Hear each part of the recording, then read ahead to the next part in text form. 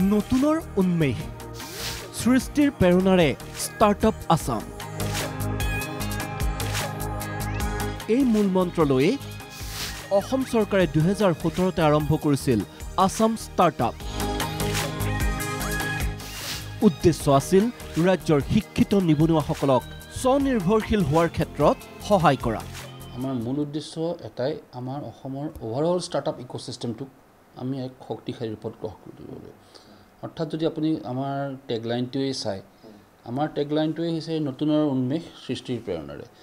গতিকে যেতিয়ালৈকে আমি এই নতুনত্বৰ দিশটোক আগুৱাই লৈ যাব পাৰিম তেতিয়ালৈকে আমাৰ ষ্টাৰ্টআপৰ যাত্ৰাটো অবিৰতভাৱে চলি থাকিব আৰু আমাৰ উদ্দেশ্য এটাই হ'ল যে আজি এজন ষ্টাৰ্টআপ উদ্যোগীক সহায় কৰিলোঁ বা দুজনক কৰিলোঁ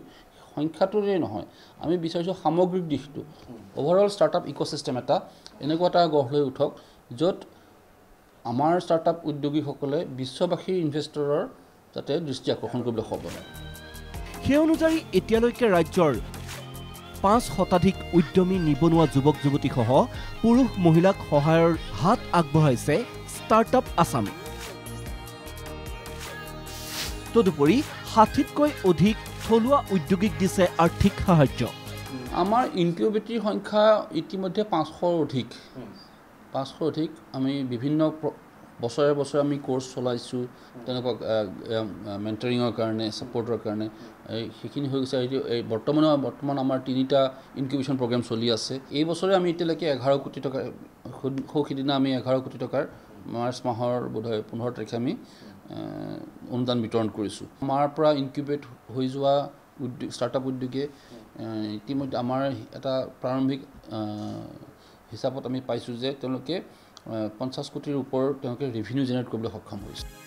উল্লেখযোগ্য যে আসাম ষ্টাৰ্টআপৰ সহায় সাহায্যৰ জৰিয়তে বহুজনে পূৰণ কৰিছে কাংক্ষিত সপোন অৰ্থৰ অভাৱত অথবা এখন বজাৰৰ অভাৱত নিজৰ সপোনক সামৰি সুতৰি থোৱা বহুতে এতিয়া স্বনিৰ্ভৰশীল হোৱাৰ লগতে বহুজনকে দিছে সংস্থাপন ইয়াৰে কোনোবাই যদি মেটেকাৰে কাগজ প্ৰস্তুত কৰিছে কোনোবাই পেলনীয়া প্লাষ্টিকেৰে বনাইছে ইটা কোনোবাই আকৌ পেলনীয়া ফুলৰ পৰা নিৰ্মাণ কৰিছে সাবুন আৰু সুগন্ধি আন কোনোবাই সাজি উলিয়াইছে মৰণা মৰা যন্ত্ৰ চৰকাৰী চাকৰিৰ অবিহনেও যে নিজকে প্ৰতিষ্ঠা স্বাৱলম্বী কৰাৰ লগতে আন বহুজনক সংস্থাপন কৰিব পাৰি তাৰ সপোন দেখুৱাইছে ষ্টাৰ্টআপ আসামে এই অনুষ্ঠানৰ জৰিয়তে আমি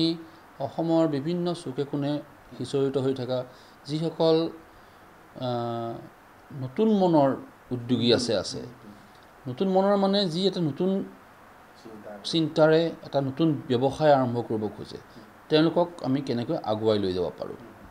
এই ক্ষেত্ৰত আমি এই অনুষ্ঠানটোৰ জৰিয়তে আমি তেওঁলোকৰ লগত আমি এটা সংযোগ স্থাপন কৰিলোঁ তেওঁলোকক আমি তেওঁলোকৰ যি নতুন সামগ্ৰী তেওঁলোকে সৃষ্টি কৰিব খুজিছে যি সেই সামগ্ৰীটোৰ বা সেই প্ৰডাক্টটোৰ ব্যৱসায়িক দিশটো আমি তেওঁলোকক চোৱা চিতাত সহায় কৰিবলৈ ল'লোঁ ভিডিঅ' জাৰ্নেলিষ্ট আছিক আহমেদৰ সহযোগত বশিষ্ঠদেৱ ফুকনৰ ৰিপৰ্ট NKTV+